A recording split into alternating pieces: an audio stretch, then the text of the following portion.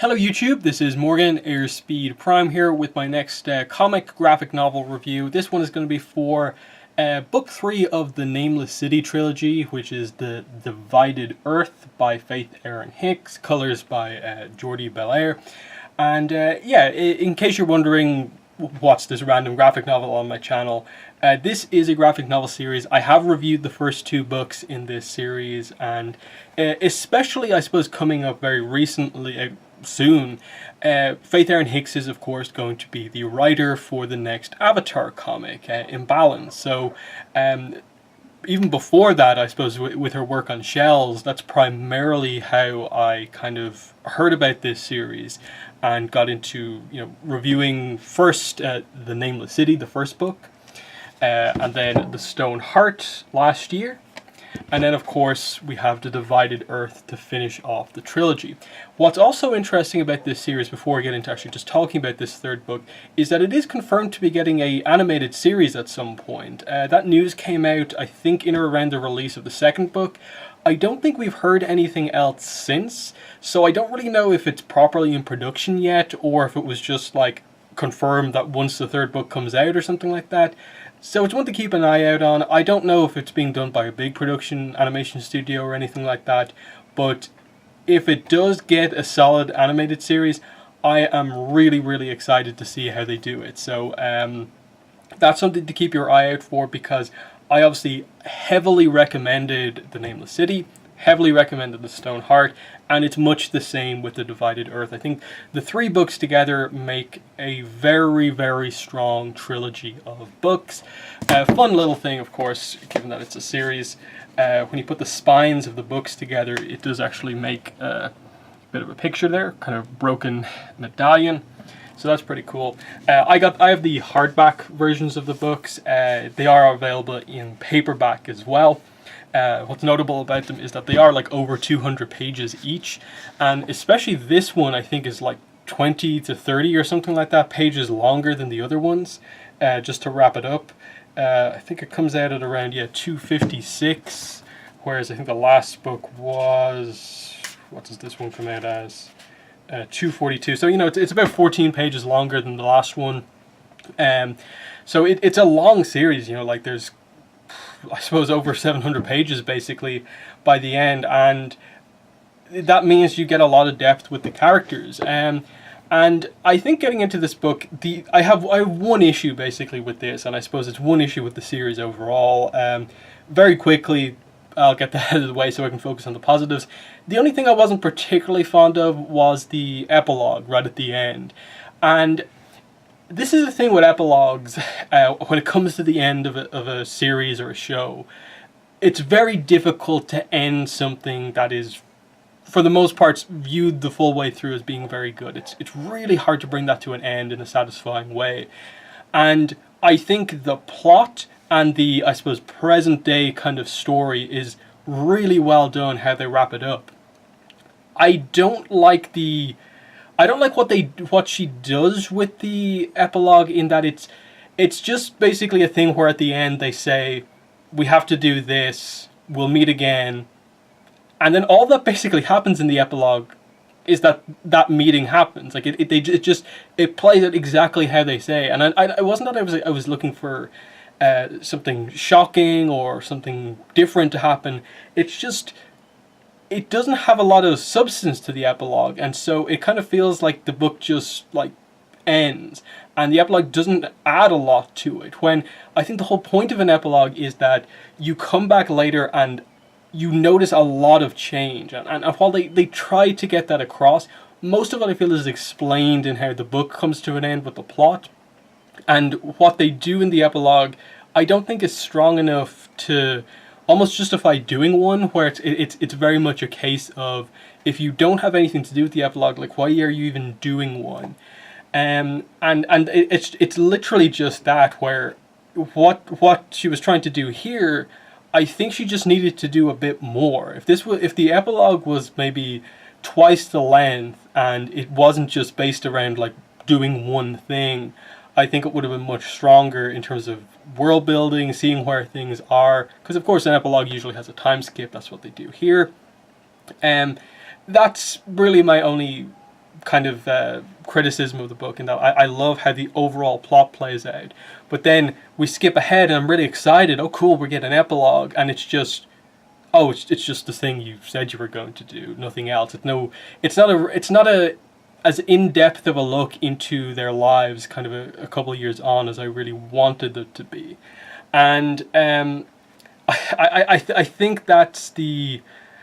It's just a frustrating thing, because usually a good epilogue at the end of a strong series is one of those really satisfying, just, like cherry on top of the cake moments. Here, it didn't really feel like that. It was just, oh, that was an epilogue. That certainly fits an epilogue, but it wasn't a particularly strong one for me. So, getting into, I suppose, the specifics here. Again, I don't want to spoil too much or anything like that, but the basic plot that we're dealing with here is that the big discovery from part 2 in the Stone Heart was that basically the reason the Nameless City is such an important location is because it has the only path basically through the giant kind of mountain that more or less kind of cuts this region of the world in two, and the Nameless City has a river that goes straight through this mountain, and it's the only way for trade to basically get from one place to the other, so that's why it's such a tactically important city. It's revealed that that passageway was carved out by, what's the exact details of what they call it, Naphtha, I think it is, Napatha, and it's basically, explosives. It's basically the formula to make a good explosive, and so it's revealed that this was a technology that was developed by the original people of this city. They used explosives to carve out this tunnel through the mountain, and that's how the city became as strong and important as it was. The difference here is that the person who's now in charge, obviously, with the whole kind of assassination, kind of taking charge thing from the second book, is that he wants to use this as a weapon of war. And it brings up that it basically plays with this as a weapon, a weapon to destroy or a tool to build. That, that's the pluses and minuses of the formula to make this explosive. In that, if everyone had access to it, we could theoretically just make multiple paths through the mountain, and that would make the Nameless City not as important, and it would maybe even things out. But, it is a formula that fundamentally belongs to the named, the people of the city, and not anyone else.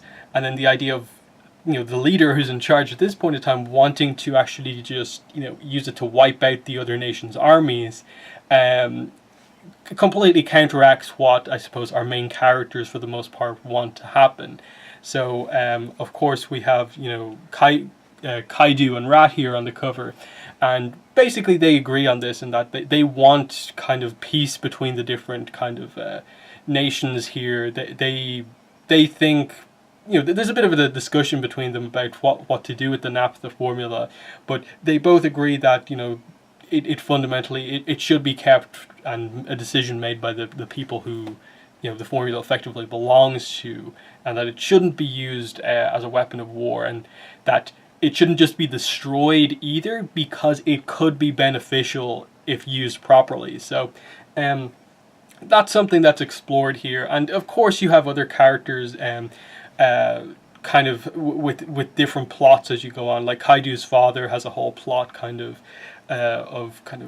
organizing an army to kind of overthrow the guy in charge, because he's completely lost it at this point, and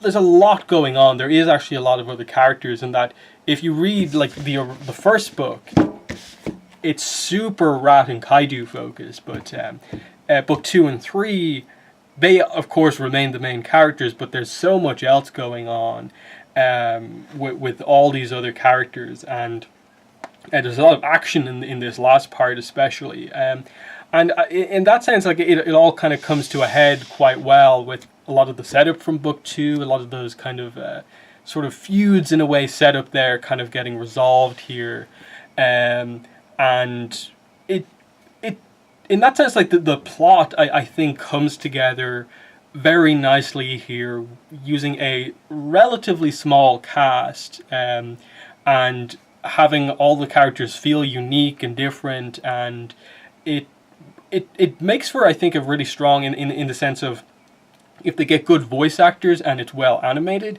an animated series based on this graphic novel series is going to be really, really, really strong. And I think that's the biggest kind of compliment I can give this, in that I I hope that it becomes widespread knowledge that, you know, one, that the graphic novel series is good, and that there is an animated series coming, and that people are going to give that series a chance. And because I think it has the potential to, it's only going to be a short series. Like, I don't know how many episodes just off the top of my head that they'll need to cover it, but I can't see it being like that many that like it's going to like take a crazy amount of seasons or anything like that to get through everything that's here.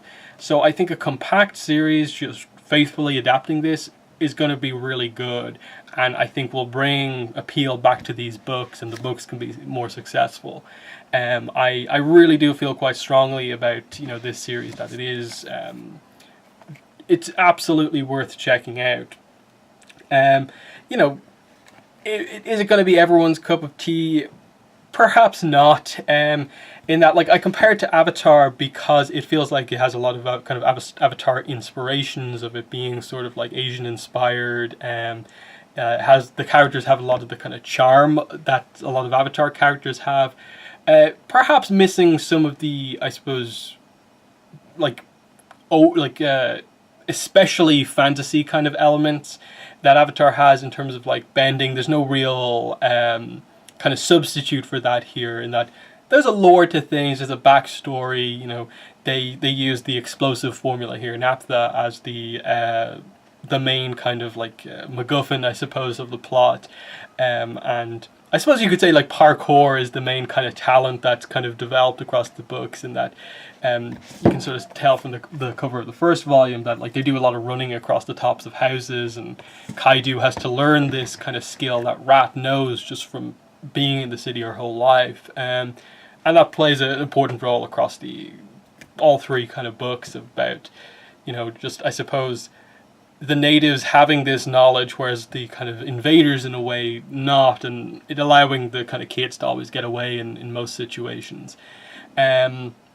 So yeah, it's kind of difficult, especially with a final part, to talk about it without spoiling it. But I feel the full trilogy gets to a really, really strong point at the end. I think the three books together make for a very, very strong series. And I think it's well written, it's well drawn, well colored. As I said, my only major complaint, and it's not even that major in the grand scheme of things, is just that I don't think the epilogue is particularly strong. Not because it affects the plot or anything like that. I just feel like, in a way, like, you need to, I suppose, give a little more in the epilogue. You kind of want, I suppose, fan service in the like original meaning of the term, in terms of like, give the fun moments with the characters that you want right at the end. Whereas I feel that all that's really done in the epilogue is just this is what the plot requires, and there's nothing more done. It feels a little like the epilogue feels rushed, I suppose, is the best way to say it. There's no time to like linger on what is actually, like, I think, the resolution, a fairly important thing. And it feels like the characters, which have been, in my opinion, the strength of the book, are a little bit pushed to the side, even if like the epilogue as we get it is kind of inherently like a character moment. I just feel like it could have been stronger because it is just one moment. Like, it needed a little bit more time.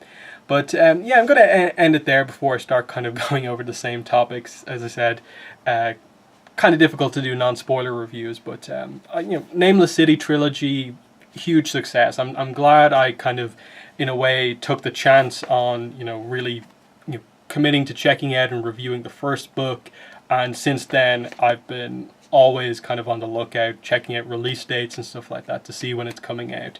Now, it's just to wait and see what they're going to do with the animated series, and when that gets announced, what way it's going to be released. Obviously, the last couple of years, you think like everything done through Netflix, but I have no idea if that's even the case here. To the point where like I'm kind of confused, like what network is it going to be on, or like what way is it going to be done even. So again, as far as I'm aware, I did a quick check a couple of days ago. I probably should check again. There hasn't really been an update on this since like the initial batch of articles covering the initial like announcement that it was going to potentially get an animated series. So I think the story, the visuals of it are strong enough that it will make for a really nice series. As for, I suppose, how many episodes, just 12 or 13 is probably a little short to cover everything. I'd say you could probably fit it into like a 26 episode season if you really wanted to. That probably feels like, to cover everything in the depth that you need, 26 seems solid. Maybe you might be stretching stuff out there. It's kind of hard to tell exactly, but something along those lines. It doesn't feel like it'll be too require that much. So in the comments, let me know what your thoughts were on The Divided Earth and the Nameless City Trilogy. If you've read any of it, what your thoughts are on the animated series coming out, and so on. If you have any questions, also ask them below. But yeah, that's been the video. Thanks for watching, and bye.